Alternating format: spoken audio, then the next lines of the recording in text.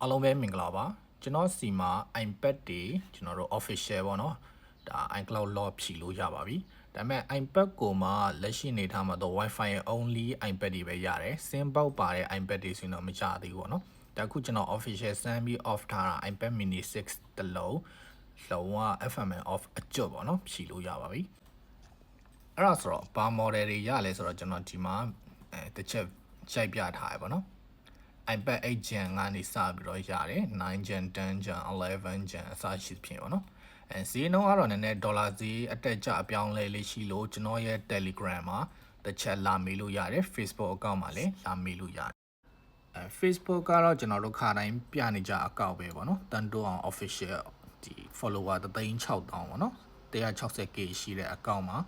လာမေးလို့ရတယ် Telegram ကကြတော့မယ်ဆိုတော့ဒီ username တိုင်းရှာပြီเนาะတန်တော့အောင် AD ပေါ့เนาะလုံးဝ space မချဘဲနဲ့ရှာပြီဒီ account လေးမှာတစ်ချက်လာပြီးတော့မေးလို့ရတယ် service အဲ့လိုလည်းရပါတယ်